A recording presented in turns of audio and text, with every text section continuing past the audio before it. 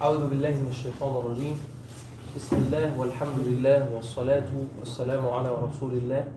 In the name of Allah, the most gracious, the most merciful, all praise for Allah, the Almighty God, and peace and blessings be upon the Prophet Muhammad sallallahu alayhi wa sallam. Welcome back, dear brothers and sisters, in our daily program in ISJC. And today, inshallah subhanahu wa ta'ala, we are supposed to have a new episode in the halaqah entitled Let's Learn a Hadith. And the hadith of today, inshallah subhanahu wa ta'ala, it will be going with the incidents that we are going through with the first 10 days of the Hijjah. The Prophet sallallahu alayhi wa sallam says, إِذَا دَخَلَ هِلَالُ ذِي الْحِجَّةِ أو كما قال النبي صلى الله عليه وسلم فلا يمسن أحد شعره وبشره. When the crescent of the Hijjah sighted, that those who are intending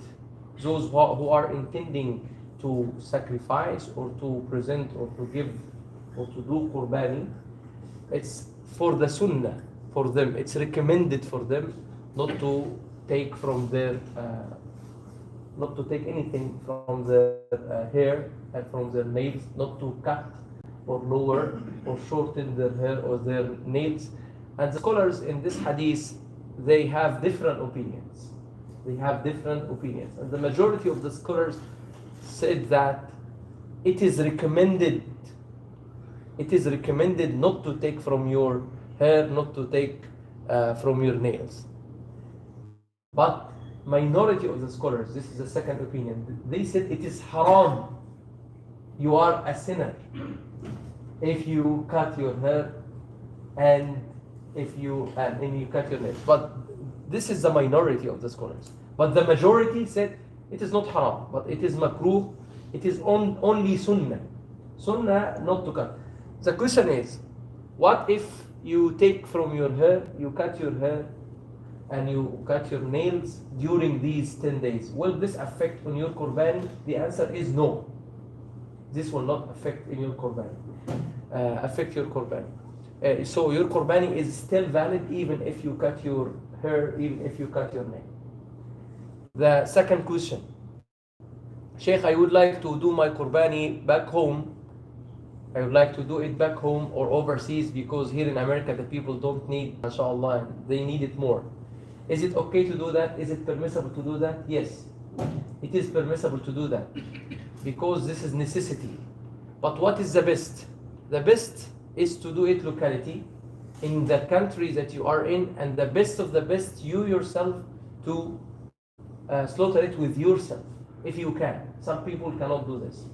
I'm just telling you what is valid, what is invalid, okay, and you choose. And Islam is a religion of easiness. You know, like there is minority of the scholars say that it is haram to cut your hair. Say it very clearly. This is Al-Hanabila, for example. But Al-Ahnaf, Al-Hanafiyya, المذهب الحنفي, المذهب الشافعي, and المذهب المالكي, all of them, they didn't say it is haram, it is not haram. They said it's only jaiz or it is recommended.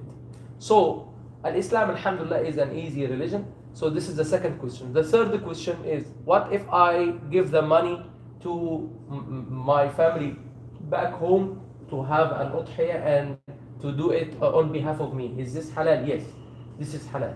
And when they are, when it is being slaughtered, they will say, Allahumma an fulan ibn fulan. They will say, this is on behalf of this man. And they mention your name. They mention your name. This is question number 3. Question number 4. When to start this sunnah? The sunnah of stop cutting the hair and the nails. You start it once the hilal is sighted. Not to do it for the daytime, but for the night time. In the Maghrib, I was confused.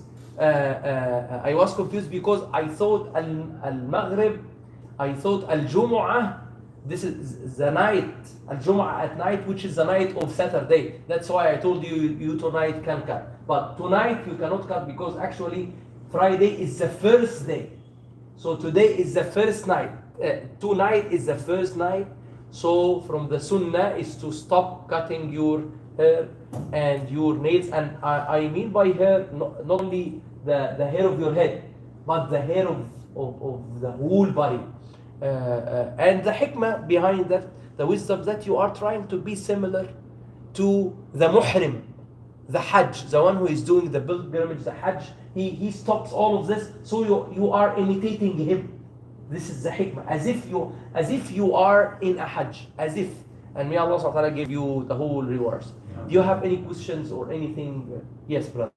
So when you are doing Qurbani overseas, is it required to say a name before when you ziba the animal, or is it recommended to say name? It is recommended. It's to say, you say Bismillah, Allahu Akbar, Allahumma an fulan. This is on behalf of, and mention the name. Okay, just to be known.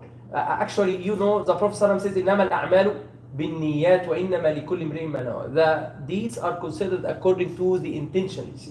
Okay, this is for sure. But if they say it, this will be recommended, you know, and this is very common. When you say Allahumma an fulan on behalf of fulan and fulan, and this is, fulan means so and so, brother, this is on behalf of brother Wahid, on behalf of brother Hassan, you know, and this is very common, even in our country back home. Any questions? Because when you, like a helping hand or a big organization, they have thousands of, they can't say blah, blah, blah, you know, it's like they have thousands. So they just, intention, right? Yeah. Okay, any other questions? Yes. You said to start by sight of the hilal. Yeah. So I saw today, or yesterday, many posts that it is announced the day of Arafah in the Hajj. Yeah, I myself was confused today. That's why at Maghrib, when I go and revised it, and the moon sighted for tonight, it will be the first night, and Al-Jum'ah will be the first day, not the night which coming. I understand. You understand? Yeah. But the question is this: for the people who are there in Haram, in Hijaz. Yeah. So for them, they will be there and they will be observing the day of Arafah. For the people who are not in Hijaz, somebody in China, right? Yeah. So they are to coincide the day of the first day of Zul Hijjah. How are they going to determine? Because they are not there in Hijaz, they are in China, right? So for them to determine is the day of the Arafah based on the day of the Ministry of Hajj determining, or based on the Hilal sighted in China? Okay, this is a very good question. A very good question, because there is a big khilaf dispute between the scholars on this. Some of the scholars said that if one Muslim country has the moon sighting, then the whole ummah follow it. They said that they said this opinion. Another opinion said that just the countries which they participate or they share together a part of the night. Okay, like in the same continent, let's say like now we are at night. Now in Pakistan it's daytime. Okay, so our moon sighting is not like their moon sighting. Some of the scholars, so it's every country has different moon sighting. Some of the scholars said no. It's if one Muslim country said it, so it is for the whole ummah. And I am with this opinion because it will not put us in a lot of fitna. You know, a lot of some of the years there were a lot of fitness between even some Muslim countries and Arab countries. We saw the moon, we didn't see the moon, we saw the moon, and it will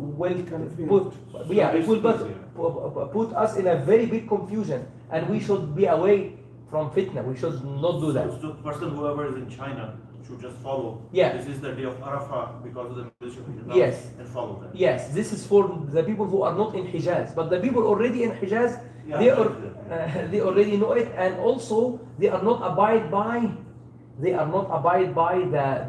these rulings, because actually the one who is in Hijaz who is performing Hajj, once he enters an ihram, he stop everything. Khalas, it doesn't matter for him. Do you get what I'm trying to say? We are doing this because we are not doing Hajj. We are trying to be similar to be like those who are doing Hajj. But those who are doing Hajj, once he say labbaik Allahumma hajjan, labbaik Allahumma umrah, once he say that, once he enters the status of al-ihram, he stop cutting and stop putting everything, putting perfume, touching perfume, and all of this. And this is for the whole madhab, for the four madhab. I just said what is the difference between al-madhab al-Hanbali, the only madhab that say it is haram to cut your hair, and this is very strict. But al-Imam Abu Hanifa, al-madhab al-Hanafi, and al-Imam al-Shafi'i, and al-Imam al-Maliki, the three madhab of them, they said it is recommended not to cut from the first night, which is 2 nights. Okay? Any other questions? Okay, let's make dua. وإياكم. بسم الله والحمد لله والصلاة والسلام على رسول الله. اللهم اهدنا فيمن هديت وعافنا فيمن عافيت وتولنا فيمن توليت وبارك لنا فيما أعطيت وقنا واصرف عنا شر ما قضيت فإنك سبحانك تقضي ولا يقضى عليك وإنه لا يعز من عاديت ولا يذل من واليت تباركت ربنا وتعاليت. اللهم اهدنا واهد بنا واجعلنا سببا لمن اهتدى. صلى اللهم وسلم وزد وبارك على سيدنا محمد والحمد لله رب العالمين. بارك الله فيكم.